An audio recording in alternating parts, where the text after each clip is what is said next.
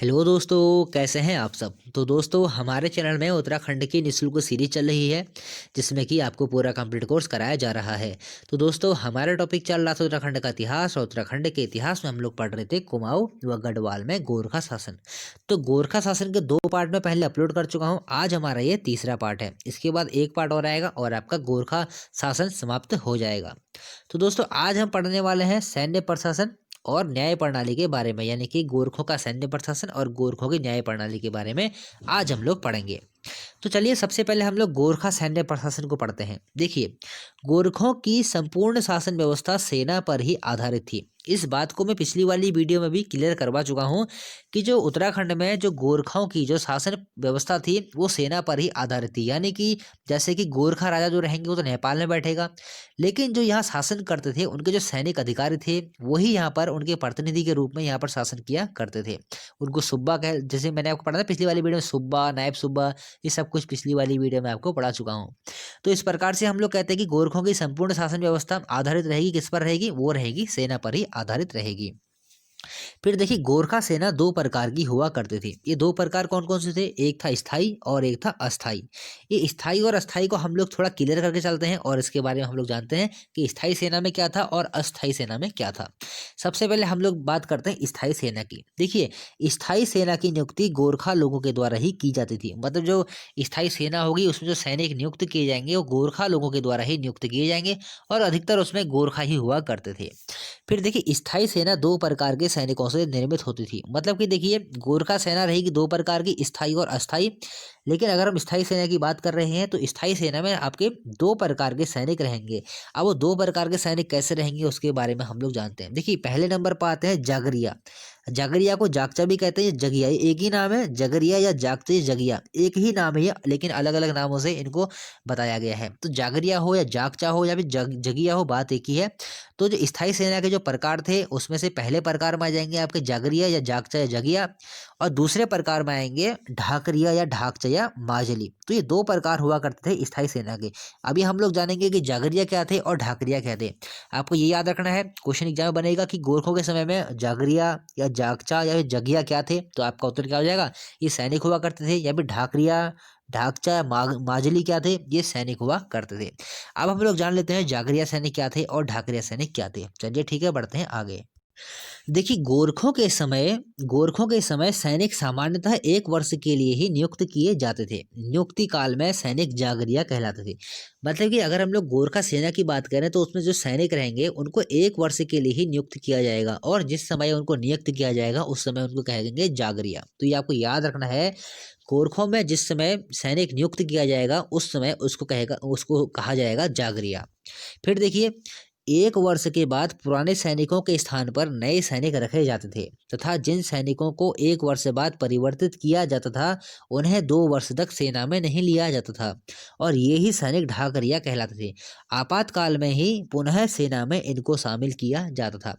हालांकि हम लोग इनको कह सकते हैं रिटायर्ड सैनिक भी हम लोग इनको कह सकते हैं। अगर हम लोग कहना चाहें रिटायर्ड सैनिक भी इनको कह सकते हैं, क्योंकि इनको 1 वर्ष के बाद 2 वर्ष के लिए इनको पूरा बैन कर दिया। 2 वर्ष के बाद भी इनको एक सेना में रखा जाएगा जिसको ढाकरिया बोला जाएगा, और इनको आपातकाल में ही बुलाया जाता था।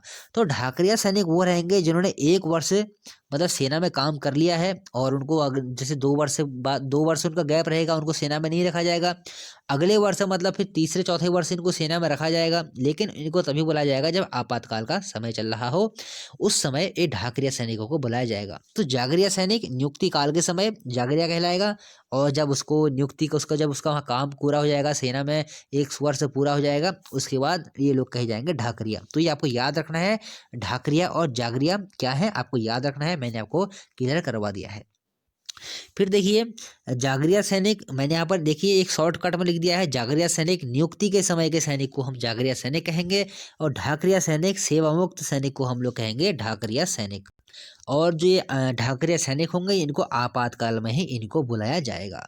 देखिए, जो ये हमारे जागरिया सैनिक है, कहीं कहीं में इनको जैसे जैसे इनको पेंशन युक्त होने पर इनको कहीं कहीं पर आपको ठाकुरिया नाम भी मिलता है। ठाकुरिया मतलब जो ये जागरिया सैनिक होंगे पेंशन मुक्त होने पर इनको ठाकुरिया भी कहा जाएगा। तो ये दोस्तों बहुत ही महत्वपूर्ण है, एग्जाम में आजकल थोड़ा डीप एग्जाम में क्वेश्चन बन रहे हैं, तो आपको याद रखना है। क्वेश्चन एग्जाम में पूछ लिया जाएगा कि गोरखों के समय जब सैनिकों की नियुक्ति की जाती थी उस समय सैनिक क्या कहलाते थे, तो आपका उत्तर क्या हो जाएगा, जागरिया सैनिक।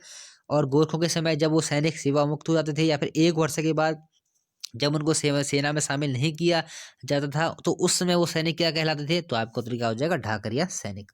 चलिए ठीक है, बढ़ते हैं हम लोग आगे। फिर देखिए हम लोग बात कर लेते हैं अस्थाई सेना की। एक तो हमने पढ़ लिया स्थाई सेना जिसमें हमने ढाकरिया और जागरिया पढ़ लिया है। अब हम लोग बात करते हैं अस्थाई सेना की। देखिए अस्थाई सेना क्या थी, पहले तो हम लोग बात करते हैं कि अस्थाई सेना में कौन लोग थे। जैसे स्थाई सेना में तो अधिकांश गोरखे लोग ही थे, अब अस्थाई सेना की हम लोग बात करते हैं। देखिए अस्थाई सेना में गोरखा लोगों से भिन्न लोगों की नियुक्ति की जाती थी। मतलब जो गोरखा लोगों से जो भिन्न होंगे, जो अन्य जाति के लोग होंगे, उनकी भी इसमें नियुक्ति की जाएगी। और गोरखा जिन क्षेत्रों पर विजय प्राप्त करते उन क्षेत्रों की जनता सहित सैनिकों की भर्ती कर ली जाती थी। मतलब कि गोरखाओं ने क्या किया, एक अस्थायी सेना का निर्माण किया और जिस जिस क्षेत्र को ये लोग जीतेंगे उस क्षेत्रों के लोगों को ही ये लोग सैनिकों में मतलब वहाँ सैनिक की भर्ती कर लिया करते थे। उन्हीं को सैनिक के रूप में उस क्षेत्र के लोगों को ही भर्ती कर लिया करते थे और ऐसे सैनिक कहलाते थे अस्थायी सैनिक। तो ये आपको याद रखना है। और देखिए जो अस्थाई सैनिक होंगे ना, तो इन अस्थाई सैनिकों में से किसी को अधिकारी नहीं बनाया जाता था। मतलब जो अधिकारी लोग अधिकारी बनेंगे वो स्थायी सैनिक के ही सैनिक बनेंगे, स्थायी सेना के ही सैनिक बनेंगे, लेकिन अस्थाई सेना के सैनिकों को अधिकारी नहीं बनाया जाता था। और जो जो हम अगर बात करें, अधिकांश सैनिक जो होते थे गोरखा काल में, जो सैनिकों की संख्या होती थी वो सर्वाधिक अस्थाई सेना के सैनिकों की ही होती थी। क्योंकि जो स्थायी सेना है उसमें तो गोरखा ही है, लेकिन अस्थाई सेना में जिस क्षेत्र को ये लोग जीत रहे हैं उस क्षेत्र के बहुत सारे लोग होंगे, तो इस प्रकार से कई सारे क्षेत्र वो लोग जीतेंगे और जिन जिन क्षेत्रों को ये लोग जीतेंगे वहां पर एक सेना का निर्माण करेंगे। इस प्रकार से अस्थाई सेना की संख्या गोरखों के समय में बहुत ज्यादा थी। तो ये थी गोरखों की सेना, स्थायी सेना और अस्थाई सेना। चलिए ठीक है। फिर देखिए इस समय सामान्यतः वेतन 8 रुपये युद्ध काल में तथा 6 रुपये सामान्य काल में था। गोरखों के समय में जो वेतन रहेगा सैनिकों का 8 रुपये युद्ध काल में तथा 6 रुपया सामान्य काल में रहेगा। बाद में अंग्रेजों ने भी गोरखाओं को अपनी सेना में शामिल किया था, उनके समय में ये 16 रुपया 11 रुपया उस समय ऐसा कुछ हो गया था। देखिए यहाँ पर एक चीज़ आई है, अस्थाई सेना में भिन्न लोग। देखिए यहाँ पर भिन्न लोगों से मतलब ये हर जाति के व्यक्ति मतलब इस समय सेना में शामिल हो जाएंगे जो क्षेत्र को ये लोग जीतेंगे। लेकिन यहाँ से एक बात ध्यान रखेंगे, जो ब्राह्मण होंगे ब्राह्मणों को ये लोग सेना में शामिल नहीं किया करते थे, ये आपको ध्यान रखना है। ब्राह्मणों को ये लोग सेना में शामिल नहीं करेंगे, बाकी हर जाति के लोगों को ये लोग अपनी सेना में शामिल किया करते थे। फिर देखिए गोरखा सैनिकों में काफी अनुशासनहीनता थी, इसीलिए प्रशिक्षण के लिए यूरोपीय अधिकारी नियुक्त किए जाते थे। तो जैसे कि गोरखा जो सेना थी, कहा यह जाता है गोरखा सेना काफी अत्याचारपूर्ण सेना थी, जहां भी जाती थी विध्वंस मचा दिया करती थी, मारकाट लूटपाट काफी ज्यादा सेना किया करती थी और इन सेना में अनुशासन की काफी कमी थी। इसीलिए इनके प्रशिक्षण के लिए, इनके अनुशासन के लिए यूरोपीय अधिकारियों की इस समय यहाँ नियुक्ति की गई थी। फिर देखिए गोरखों की सेना में ब्राह्मण नहीं होते थे, ये मैं आपको बता चुका हूँ। आ सकता दोस्तों वाला क्वेश्चन आपको याद रखना है, गोरखों की सेना में किन की नियुक्ति नहीं होती थी, तो आपका उत्तर क्या हो जाएगा, ब्राह्मण की नियुक्ति गोरखों की सेना में नहीं की जाती थी। अगर हम लोग बात करते हैं गोरखा सैनिकों की नस्ल, तो गोरखा सैनिकों की जो नस्ल हो जाएगी वो हो जाएगी मंगोल प्लस हिंदू, इनकी नस्ल हो जाएगी। चलिए ठीक है, बढ़ते हैं हम लोग आगे। चलिए अब हम लोग बात कर लेते हैं गोरखा सैनिकों के अस्त्र शस्त्र के बारे में, यानी कि उनके हथियारों के बारे में। देखिए खुगरी सबसे महत्वपूर्ण, ये एग्जाम में क्वेश्चन आ भी चुका है, खुगरी। देखिए गोरखा सैनिकों का सबसे मुख्य हथियार हुआ करता था खुगरी।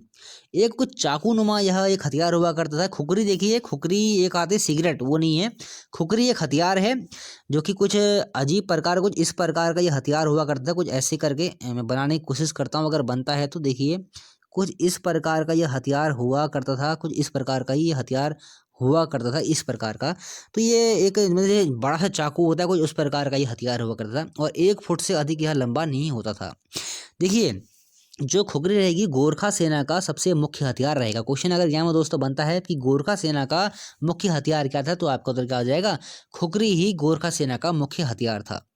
फिर देखिए खुखरी बनाने का प्रमुख केंद्र डोटी का गढ़ी नाम का नगर था। ये बहुत ही महत्वपूर्ण ये क्वेश्चन है कि गोरखा सेना की खुखरी बनाने का प्रमुख केंद्र कहाँ था, तो आपका उत्तर क्या हो जाएगा, डोटी का गढ़ी नाम का नगर खुखरी बनाने का प्रमुख केंद्र था। या क्वेश्चन ऐसे बन जाएगा, डोटी का गढ़ी नाम का नगर क्यों प्रसिद्ध था, तो आपका उत्तर क्या हो जाएगा, खुखरी बनाने के लिए यह नगर प्रसिद्ध था। और इस नगर के ही नेवार जाति के लोहार खुखरियां बनाकर सैनिकों को देते थे। नेवार जाति यहाँ पर महत्वपूर्ण है। नेवार जाति का क्या कार्य रहेगा, ये रहेगा इनका कार्य, जो गोरखा सेना रहेगी इनके लिए खुखरी बनाने का इनका कार्य हुआ करता था। और नेवार जाति कहाँ से संबंधित है, नेवार जाति नेपाल से संबंधित है। तो ये दो क्वेश्चन अलग अलग तरीके से बनेंगे कि नेवार जाति कहाँ से संबंधित है, तो आपका उत्तर क्या हो जाएगा, नेपाल से। और नेवार जाति का क्या कार्य था, तो ये खुखरियां बनाकर सैनिकों को दिया करते थे। फिर देखिए गोरखा सैनिकों के अन्य कुछ हथियार भी थे, उनके बारे में हम लोग देखते हैं।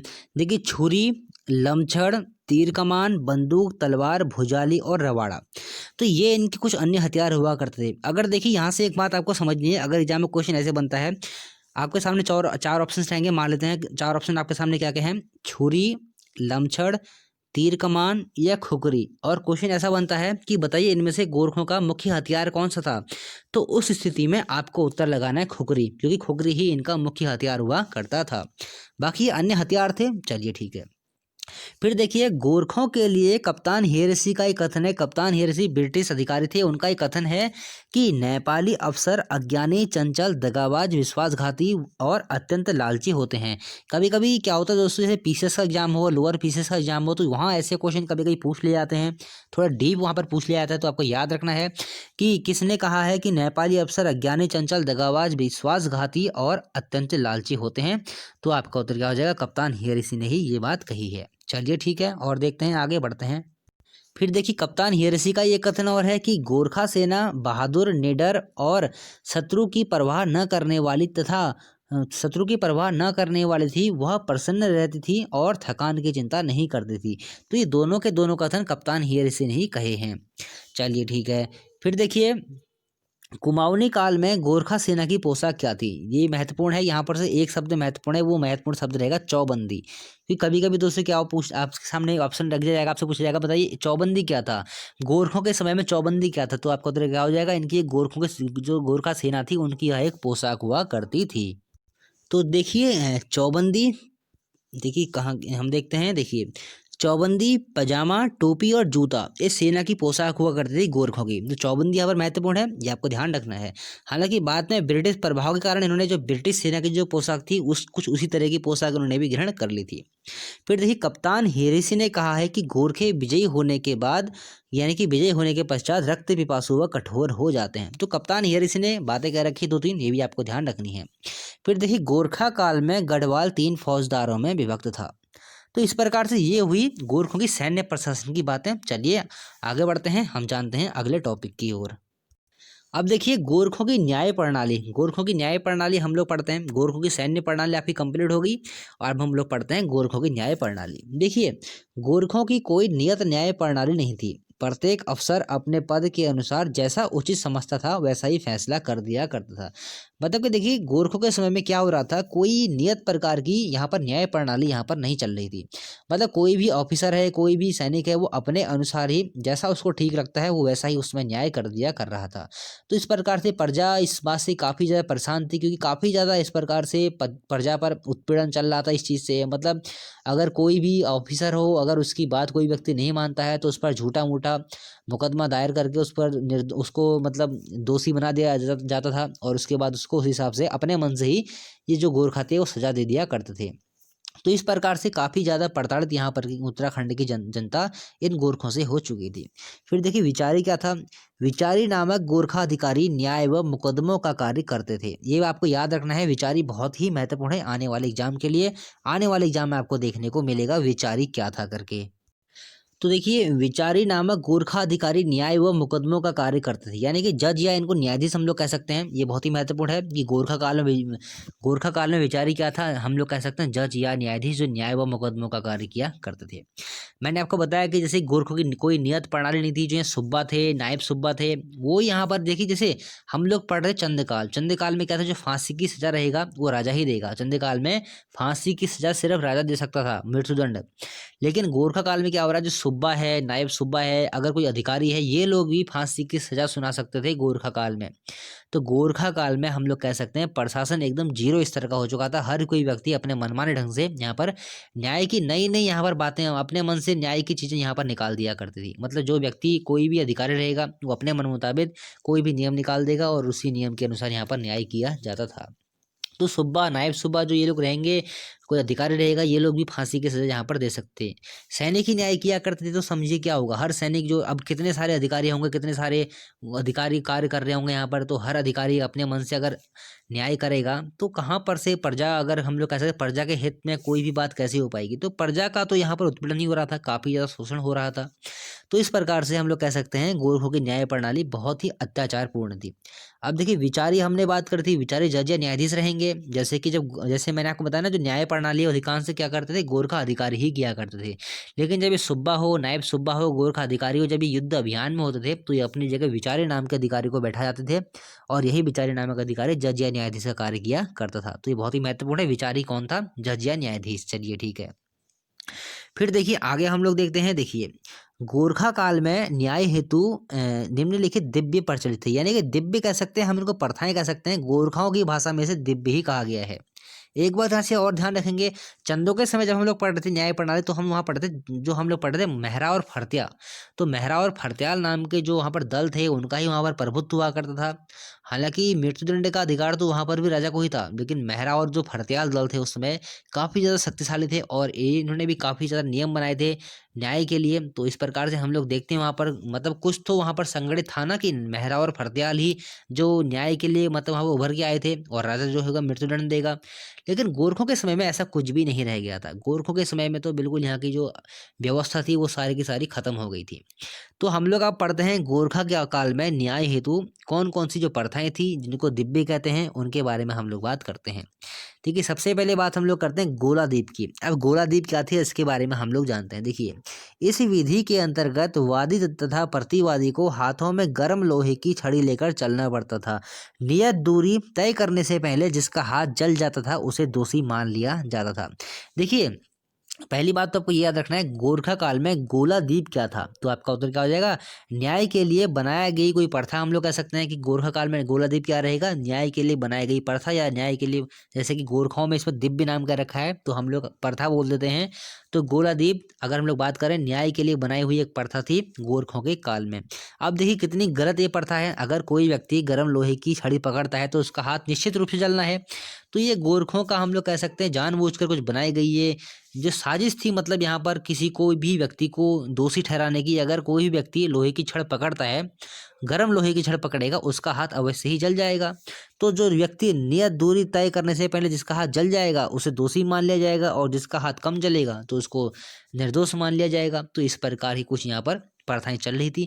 और जो ये जितनी भी दिव्य प्रथाएं आएंगी ना, दिव्य पर जो प्रथाएं रहेंगी, जहाँ चश्मदीद गवाह नहीं मिलेगा वहीं पर इन प्रथाओं का प्रयोग किया जाएगा। जहाँ पर हमको चश्मदीद गवाह जो गोरखा रहेंगे उनको नहीं मिलेगा, वहाँ पर इन दिव्य जो प्रथाएं थी उनका प्रयोग किया जाता था। चलिए ठीक है, और हम जो उनकी प्रथाएं थी उनके बारे में जानते हैं। देखिए अगला आएगा आपके कड़ाई दीप। कड़ाई दीप क्या थी, इस विधि में व्यक्ति को अपना हाथ कड़ाई में डालना होता था। यदि हाथ जल जाता था तो अपराध सिद्ध हो जाता था। अब देखिए अगर कोई खौलते हुए तेल में हाथ डाल रहा है तो उसका हाथ तो जलेगा ही जलेगा। तो देखिए ये प्रथा भी हम लोग कह सकते हैं बिन बिन मतलब की यह प्रथा बनाई गई थी गोरखों के द्वारा। अब जैसे मैंने आपको पिछली वाली वीडियो में पढ़ा था, देहरादून में जो रामराय दरबार था, रामराय दरबार साहिब के जो एक महंत थे जिनका नाम था हरसेवक। इसको आप नोट भी कर लेंगे, अगर आपने पिछली वीडियो में नोट कर लिया होगा तो ठीक है, नोट नहीं किया हुआ तो यहाँ पर से नोट कर लेंगे। जो देहरादून में जो रामराय दरबार साहिब के जो महंत थे उनका नाम था महंत हरसेवक। तो महंत हरसेवक के ऊपर भी गोरखों ने हत्या का आरोप लगाया था और महंत हरसेवक को भी कड़ाई दीप का सामना करना पड़ा था। तो ये क्वेश्चन दोस्तों बन सकता है कि रामराय देहरादून में स्थित रामराय दरबार साहिब के किस महंत को गोरखों के कड़ाई दीप का सामना करना पड़ा था। तो आपका उत्तर क्या हो जाएगा, महंत हरसेवक को गोरखों की कड़ाई दीप का सामना करना पड़ा था। देखिए कड़ाई उत्सव एक यहाँ पर हम लोग बात करें बद्रीनाथ की, एक कड़ाई नाम से मुझे याद आ गया, इसको आप नोट कर लेंगे। कड़ाई उत्सव यहाँ बद्रीनाथ में मनाया जाता है कड़ाई उत्सव, इसको आप नोट कर लेंगे। तो कड़ाई दीप जो प्रथा रहेगी वो रहेगी गोरखों की न्याय करने की प्रथा थी। चलिए ठीक है, अगली हम लोग जान रहे हैं तराजू दीप के बारे में। अब देखिए इस विधि में अपराधी को पत्थर से तोला जाता था तथा पत्थरों को सुरक्षित रख लिया जाता था। जैसे कि एक तराजू लिया और उस तराजू में एक तरफ जो व्यक्ति है जिसको अपराधी माना गया है उसको बैठाया जाएगा और दूसरी तरफ पत्थर रखे जाएंगे उसी के वजन के बराबर। फिर देखिए दूसरे दिन अपराधी को पुनः उन्हीं पत्थरों से तोला जाता था। यदि अपराधी का वजन पहली बार की अपेक्षा अधिक होता था तो उसे निर्दोष मान लिया जाता था, अन्यथा अपराधी।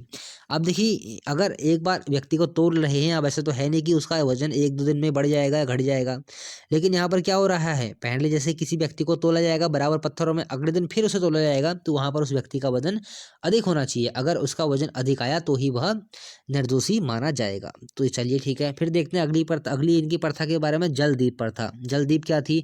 वादी प्रतिवादी के बच्चों को तालाब में डाला जाता था तथा जिसका बच्चा देर से डूबता उसे निर्दोष माना जाएगा और जिसका बच्चा जल्दी डूब जाएगा उसे दोषी मान लिया जाएगा। चलिए ठीक है, बढ़ते हैं आगे, जानते हैं और कुछ। फिर देखिए अगली आ रही है जहरदीप। जहरदीप प्रथा क्या थी?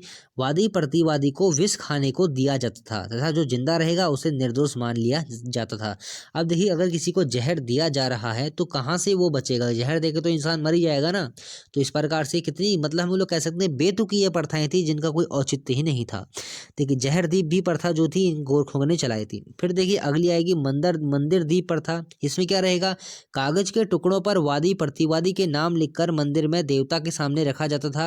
पुजारी जिस कागज के टुकड़े को पहले उठाता उस पर जिस लिखे व्यक्ति का नाम, जो मतलब जैसे जिस कागज को पुजारी पहले उठाएगा और उस कागज पर जिस व्यक्ति का नाम लिखा होगा उसे निर्दोष माना जाएगा, चाहे उसने अपराध किया हो, लेकिन अगर कागज को पहले उठा लिया गया है और उसमें उस व्यक्ति का नाम आया है तो उसे ही निर्दोष माना जाएगा और दूसरे कागज वाले व्यक्ति को ही दोषी माना जाएगा। तो इस प्रकार की कुछ व्यवस्थाएं गोरखों ने बनाई हुई थी, बहुत बेकार व्यवस्थाएं बनाई हुई थी। चलिए ठीक है, फिर देखते हैं आगे। फिर देखिए ब्रिटिश कुमाऊं कमिश्नर ट्रेल के अनुसार गोरखों के समय कुछ अन्य दिव्य भी प्रचलन में थे। कुछ देखिए जो कमिश्नर ट्रेल कहते हैं कुछ अन्य दिव्य भी प्रचलन में थे, वो कौन कौन से थे उनके बारे में हम लोग जानते हैं। देखिए तीर का दीप। अब देखिए तीर का दीप क्या था इसके बारे में हम लोग जानते हैं। देखिए तीर का दीप के दिव्य में अभियुक्त को यानी कि जो अपराधी है उसको पानी के तालाब में अपना सिर तब तक डुबोए रखना पड़ता था जब तक कि दूसरा व्यक्ति छोड़े गए बाण के ठीक पास तक पहुंचकर वापस नहीं आ जावे। मतलब कि जैसे इसमें क्या होता था, जैसे कि मान लिया कि एक अपराधी है और एक व्यक्ति और होगा, अब उसको एक निश्चित दूरी तय की जाएगी, मतलब एक बाण छोड़ा जाएगा और उस बाण जैसे छोड़ा जाएगा उस बाण को छोड़ने की जहां पर छोड़ा जाएगा वहां पर से उसको वापस आना पड़ता था और तब तक जो अपराधी रहेगा उसका सिर कहाँ रहेगा? पानी में ही रहेगा। मतलब जहां बाण छोड़ा गया है दूसरा व्यक्ति वहां जाएगा और जहां पर बाण छोड़ा गया है वो वहां पर उसको छू के उसको वापस आना पड़ेगा और तब तक उस व्यक्ति का सिर पानी में ही रहेगा। अगर वो व्यक्ति जैसे मान लिया जो व्यक्ति को पानी में सिर डुबाया हुआ है, अगर उसने सिर पहले उठा लिया उस बाण वाले व्यक्ति के आने से पहले तो उसको दोषी माना जाएगा। अगर जो व्यक्ति बाण लेने गया हुआ है, अगर जब तक व्यक्ति का सिर नीचे है पानी में तब तक वह वापस आ जाएगा तो उस व्यक्ति को दोषी नहीं माना जाएगा। तो इस प्रकार की ये प्रथा थी तीर का दीप। अगली देखिए आती बौं काटी हारिया का दीप। वैसे पहाड़ी भाषा में हम लोग बौं काटना तैरने को बोलते हैं, बौं काटना तो कुछ इसी से संबंधित है ये, इसके बारे में हम लोग जानते हैं। बौं काटी हारिया का दीप। देखिए इसमें क्या होगा, गोरखाली सुब्बाओं ने पानी द्वारा मामला हल करने का एक तरीका निकाला था। इसमें दोनों पक्षों के ऐसे लड़कों को पानी के कुंड में डुबोया जाता था जो तैरने यानी कि बौं काटने में असमर्थ होते थे। इनमें जो देर तक रहकर जीवित रहता था उसे विजयी घोषित कर दिया जाता था। तो इस प्रकार की ये प्रथा थी। बौं काटना क्या को कहेंगे? तैरने को। फिर देखिए अगली आती काली हल्दी दीप प्रथा। ये क्या थी? देखिए काली हल्दी दीप, इसमें काली हल्दी की जड़ खाने के लिए दी जाती थी। यदि इसे खाकर भी विवादित व्यक्ति बच जाता था तो उसको निर्दोष माना जाता था। काली हल्दी कोई विषैली यह चीज होगी तो वह खाने को दी जाएगी। अगर उसको खाने के बाद भी अगर वह व्यक्ति जिंदा बचे तो उसको निर्दोष माना जाता था। अगली आएगी घात का दीप प्रथा। ये क्या थी इसके बारे में हम लोग जानते हैं। घात का दीप, यह दीप कुमाऊं में आज भी प्रचलित है। इनमें न्याय के देवता यानी कि गोरु देवता या फिर कोटगाड़ी देवता के मंदिर में विवादित वस्तु रुपया या मिट्टी मूर्ति के ठीक सामने रख दी जाती थी। अपने को निर्दोष सिद्ध करने वाला विवादित व्यक्ति उस वस्तु को मंदिर से उठाता था। वास्तव में जो निर्दोष होता था उस वही इसे उठाने की हिम्मत करता था। उस वस्तु को उठाने के 6 माह के भीतर यदि उसके परिवार में किसी भी प्रकार की जनहानि या दैवी प्रकोप नहीं होता था तो उसको ही निर्दोष माना जाता था। तो इस प्रकार की दोस्तों ये बेतुकी प्रथाएं गोरखों ने कुछ बनाई हुई थी, जिनके बारे में आपको मैंने जानकारी दे दी है। तो ये प्रथाएं अगर आपसे एग्जाम में पूछ ली जाए, जहर दीप प्रथा, मंदिर दीप प्रथा, या फिर कह सकते हैं तराजू दीप, जल दीप, कढ़ाई दीप या गोला दीप, ये प्रथाएं किसने बनाई थी, तो आपका उत्तर क्या हो जाएगा, ये सारी की सारी प्रथा गोरखों ने बनाई थी। चलिए ठीक है, हम लोग बढ़ते हैं आगे की ओर और जान लेते हैं कुछ बातें और। फिर देखिए, गोरखा शासन में मौत की सजा सामान्य बात थी। सुब्बा, नायब सुब्बा तथा सैनिक अधिकारी भी मौत की सजा दे सकते थे। ये दोस्तों एग्जाम में हो सकता है क्वेश्चन ऐसे बन जाए, तो आपको याद रखना है कि जो सुब्बा रहेगा, नायब सुब्बा रहेगा, सैन्य अधिकारी रहेगा, ये भी यहाँ पर मौत की सजा दे सकते थे। फिर देखिए, गोरखों के समय गाय की हत्या करने वाले को प्राणदंड यानी कि मृत्युदंड दिया जाता था। चलिए ठीक है। फिर देखिए, गोरखे अपने निजी ब्राह्मण उपाध्याय और मिश्र को बहुत पूजनीय मानते थे, किंतु उत्तराखंड के ब्राह्मणों को वे सामान्य जन की तरह मानते थे। यानी कि जो उत्तराखंड के ब्राह्मण होते थे, गोरखे लोग उनका आदर नहीं करते थे, वो सिर्फ उपाध्याय और मिश्र को ही बहुत पूजनीय मानते थे। तो ये भी महत्वपूर्ण फैक्ट है कि जो गोरखे रहेंगे वो सिर्फ और सिर्फ उपाध्याय और मिश्र को ही पूजनीय मानते थे, बाकी उत्तराखंड के ब्राह्मणों को वे पूजनीय नहीं मानते थे और सामान्य जन की तरह ही ये उनको मानते थे। फिर देखिए, गोरखों के समय यदि किसी गवाह के बयान पर संदेह पैदा होता था तो उसे इसको हरिवंश की पोथी भी कहा जाता है। इसको हम लोग लिख देते हैं यहाँ पर हरिवंश की पोथी मैं लिख दे रहा हूँ यहाँ पर, हरिवंश की पोथी। तो देखिए क्या होता था, गोरखों के समय यदि किसी गवाह के बयान पर संदेह होता था तो उसे हरिवंश की पोथी की कसम खाने को कहा जाता था। ये हरिवंश की पोथी क्या है, महाभारत का एक भाग है। तो उसी एक भाग जिसको हरिवंश बोला गया है, तो उसकी कसम खाने को कहा जाता था यदि किसी गवाह के बयान पर संदेह होता था। तो क्वेश्चन बन सकता है दोस्तों, गोरखा काल में हरिवंश की पोथी क्या थी, तो आपका उत्तर क्या हो जाएगा, मतलब जैसे कोई किसी व्यक्ति के ऊपर संदेह हो तो उस संदेह को मिटाने के लिए, या हम लोग कह सकते हैं न्याय में किसी एक न्याय करने की प्रणाली हम लोग बोल सकते हैं, तो हरिवंश की पोथी हम लोग कह सकते हैं गोरखा काल में न्याय के लिए प्रयोग की जाने वाली एक मतलब प्रथा थी या फिर कोई विधि थी। चलिए ठीक है, बढ़ते हैं हम लोग आगे। फिर देखिए, गोरखों ने स्त्रियों का छत पर चढ़ना दंडनीय अपराध घोषित किया था। यदि कोई स्त्री छत पर चढ़ती तो उससे जुर्माना लिया जाता था। तो आपसे ये क्वेश्चन दोस्तों डायरेक्ट पूछा जाएगा, जैसे आपके सामने 4 जैसे गोरखा रख दिया जाएगा, परमार, चंद, या फिर रख दिया जाएगा आपके सामने खस। तो आपसे ये पूछा जाएगा, बताइए इनमें से किन शासकों ने स्त्रियों का छत पर चढ़ना दंडनीय अपराध घोषित किया हुआ था, तो आपका उत्तर क्या हो जाएगा, गोरखों ने। चलिए ठीक है। और जैसे ही कोई स्त्री अगर घर की छत पर चढ़ती थी तो उस पर ये भारी जुर्माना लगाते थे। फिर देखिए, देशद्रोह में मौत की सजा तथा यदि कोई ब्राह्मण किसी की हत्या करता था तो उसे देश निकाला दिया जाता था, तथा उसकी जो जनेऊ थी, जो ब्राह्मणों की जनेऊ थी, किसी किसी केस में जनेऊ निकाल दी जाती थी, और किसी किसी केस में क्या होता था, जो जो ब्राह्मण की जो शिखा रहेगी उसे ये लोग काट दिया करते थे। तो कुछ इस प्रकार की इनकी न्याय प्रणाली थी, कुछ इस प्रकार की इनकी सैन्य प्रणाली थी। न्याय प्रणाली तो हम लोग कह सकते हैं बिल्कुल बेतुकी थी, कहीं से लेकर कहीं तक हमको ये न्याय नहीं दिखता है। सिर्फ और सिर्फ ये यहाँ जो उत्तराखंड के लोग थे उनके साथ एक पूरा किया गया खिलवाड़ था, और उत्तराखंड के लोगों पर अत्याचार करने के ये तरीके उन्होंने गोरखों ने ढूंढ रखे थे, और इन्हीं तरीकों के द्वारा गोरखों ने यहाँ पर काफ़ी ज़्यादा अत्याचार यहाँ की जनता पर किया था। तो दोस्तों आज के लिए इतना ही, मिलते हैं अगली वीडियो में। अगली वीडियो में हम लोग पढ़ेंगे गोरखों के द्वारा जो लगाए गए कर थे उनके बारे में हम लोग जानेंगे, और कुछ अन्य बातें हैं उनके बारे में हम लोग अगली वीडियो में जानेंगे। तो दोस्तों मिलते हैं अगली वीडियो में, आज के लिए इतना ही। अगर वीडियो पसंद आए तो लाइक कीजिए और चैनल को सब्सक्राइब कीजिए।